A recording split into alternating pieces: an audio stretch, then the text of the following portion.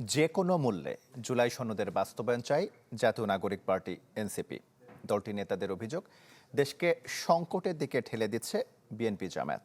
তারা বলেন, বিএনপির জন্ম হয়েছিল হ্যাঁ ভোটের মাধ্যমে, মৃত্যু হবে না ভোটে। আর গণভোট নিয়ে জনমনে আতঙ্ক তৈরি না করার আহ্বান জানান জামায়াতের প্রতি। ফিনলে ইংলিশ ব্রেকফাস্টটি, যার কড়া স্বাদ আর সতেজ সুবাস দেয় চুমুকে চমৎকার একটা দিন। প্রথম দিন থেকে এখন পর্যন্ত জুলাই সনদ ঘিরে পাল্টাপাল্টি অভিযোগে সরগরম দেশের রাজনীতি। গণভোট বিতর্কের পাশাপাশি আছে আসন ভাগাভাগি ও নির্বাচন বানচালের কথার লড়াই। আজকে যদি মানব অধিকার কমিশন রাজধানীতে এক সেমিনারে আওয়ামী লীগকে পুনর্বাসনে বিএনপির বিরুদ্ধে অভিযোগ তোলে এনসিপির মুখ্য সমন্বয়ক। বিএনপির জন্ম হয়েছিল হ্যাঁ ভোটের মধ্য দিয়ে।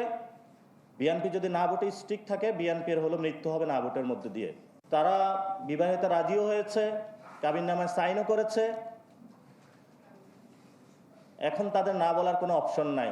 আমাদের অফিসে একটা এসিও লাগাইতে পারে। এদিকে যুবশক্তি আয়োজিত সেমিনারে এনসিপির নেতারা কঠোর সমালোচনা করেন জামায়াতের। দাবি করেন, বিএনপি ও জামায়াত নিজেদের মাঝে সমঝোতায় আসন ভাগাভাগি করছে।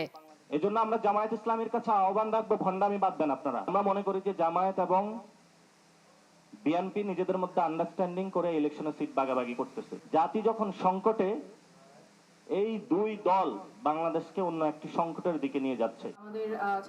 দলের অন্য নেতারা বলেন, যে কোনো মূল্যে জুলাই সনদ বাস্তবায়ন চায় এনসিপি। রাষ্ট্রপতির মাধ্যমে আদেশ জারির চেষ্টা করলে বঙ্গভবন ঘেরাওয়েরও হুঁশিয়ারি দেন তারা। নোট অফ ডিসেন্ট কোনো গণতান্ত্রিকতার জন্য দেয় নাই।